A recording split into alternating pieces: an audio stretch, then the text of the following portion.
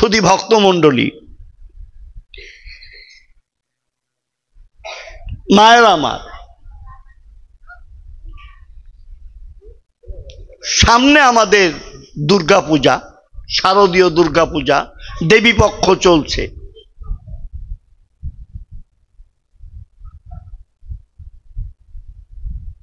সেখানে টিভিতে শুনতে পেলাম হিন্দুদের পূজার সময় যদি আজানের সময় হয় তখন ঢাক বাজানো যাবে না।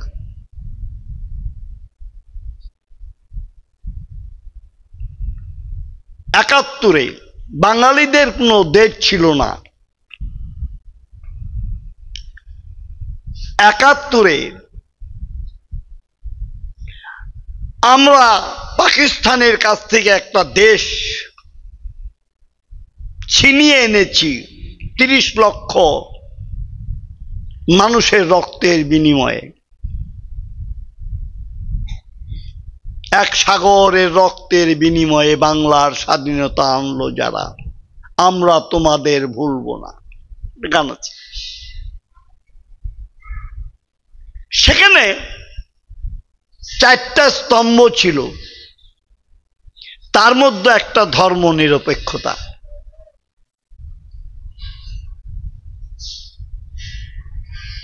আমিও মুক্তিযোদ্ধা ছিলাম, আমার আর্মি ট্রেনিং আছে।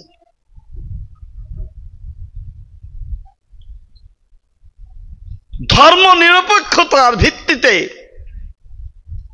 আমরা অস্ত্র ধরেছিলাম। আজকে যদি আমাদের দুর্গাপূজার সময়, নামাজের সময় হয়, তাহলে ঢাক বাজানো যাবে না। ধর্ম নিরপেক্ষতার আমাদের কোথায় গেল?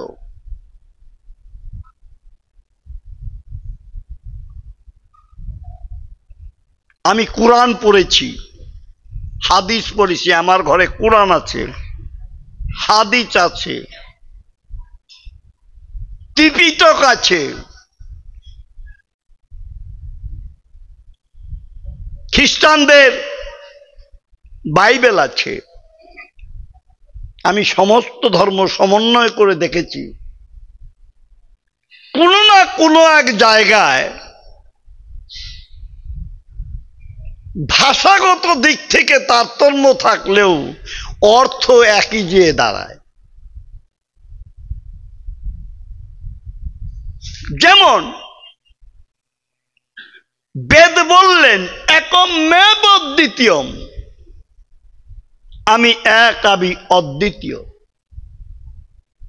কুরআনে বললেন লা শরীক আল্লাহ, আল্লাহ ওয়াহিদুন, আল্লাহ খালিকুন, আল্লাহ এক, আল্লাহ অদ্বিতীয়, তার কোনো শরীক নাই। আবার বেদে বললেন একমেব বহুস্বামী, আমি এক আছি, বহু হতে পারি। প্রদীপটা কি আছে না নিভে গেছে? নিভে গেছে না, জ্বালাতে হবে না। এই প্রদীপটা থেকে, একটা প্রদীপটা থেকে 100 প্রদীপ জ্বালানো যাবে না? 1000, 1 লক্ষ, 1 কোটি, কোটি কোটি প্রদীপ জ্বালানো যাবে। তাতে কি এই প্রদীপের অস্তিত্ব কমবে? অ্যাজ ইট ইজ ছিল, আছে, থাকবে, তার নাম সনাতন।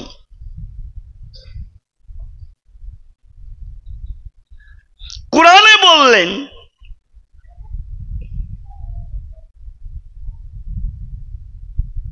18,000 মুখলুকাত খুদার নূরে সৃষ্টি। খুদার, ঈশ্বরের, আল্লাহর জ্যোতিতে 18,000 মুখলুকাত সৃষ্টি হলো। অর্থ তো একই দাঁড়ালো।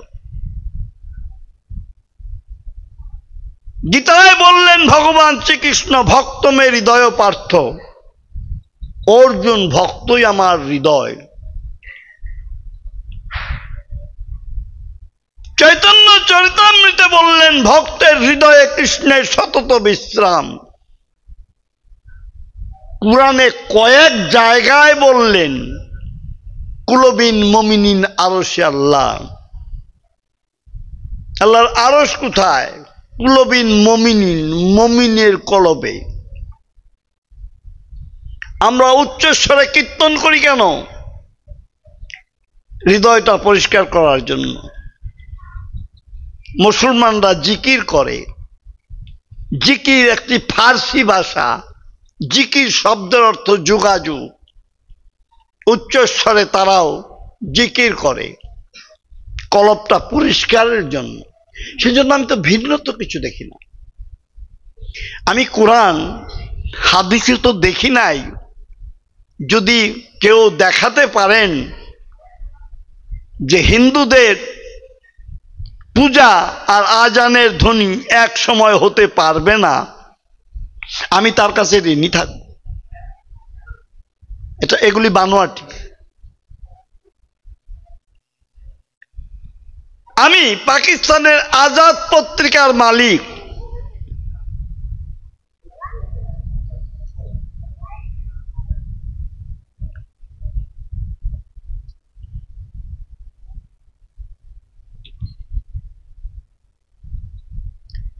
তার একটা লেখা বই মুস্তাফা চরিত, মৌলানা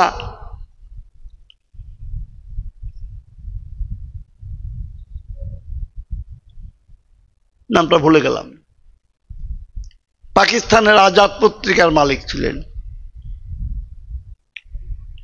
তিনি লিখেছেন মুস্তাফা চরিত,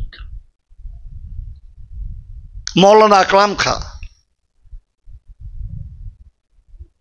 সেই বইটার মধ্যে 372 পৃষ্ঠায় আছে রাসূলুল্লাহ সাল্লামের কাছে একজন বিশপ, খ্রিস্টানদের গুরুদের বলে বিশপ, একজন বিশপ রাসূলুল্লাহ সাল্লামের কাছে মত বিনিময় করতে গিয়েছিলেন শিষ্যদের নিয়ে। এমন সময় বিলাল আজানের ধ্বনি দিয়েছে। তখন রাসূলুল্লাহ সাল্লামের অনুসারী যারা মুসলমান, তারা বলছে, ইয়া রাসূল, এদের এখান থেকে সরিয়ে দেন, আমাদের এখন নামাজের সময় হয়েছে। এখন বিশপ বলছেন, আমাদেরও তো প্রেয়ারের সময় হয়েছে, আমাদের একটু জায়গা দিন। রাসূলুল্লাহ সাল্লাম বললেন, এখানে আপনারা প্রেয়ার করেন। তখন অন্যান্য মুসলমানরা বলছে, ইয়া রাসূল, আমাদের পবিত্র দিক পশ্চিম দিক, আর ওদের পবিত্র দিক পূর্ব দিক। এক জায়গায় কি করে দুই দিকে নামাজ আর প্রেয়ার হয়? রাসূলুল্লাহ সাল্লাম বললেন, আমরা সেজদা দিব পশ্চিম দিকে, ওরাও মাথা নত করবে পূর্ব দিকে। সবাই তো আমরা আল্লাহর উদ্দেশ্যেই মাথা নত করব।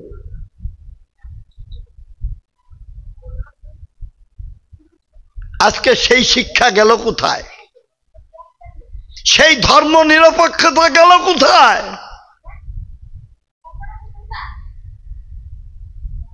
এর জন্য কি আমরা অস্ত্র ধারণ করেছিলাম?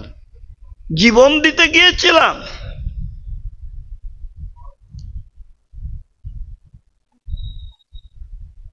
আজকে আমরা দিনের পর দিন অবহেলিত হয়ে, পলায়ন পরা হয়ে দেশ ছাড়ছি। মা ভয় নাই। রাত্রি যত গভীর হবে, ভাবতে হবে ভোর হতে আর দেরি নাই। তেমনি অপশাসন আমাদের উপর যত বেশি হবে, তখন তাড়াতাড়ি আমাদের প্রতি ভগবানের করুণা আসবে।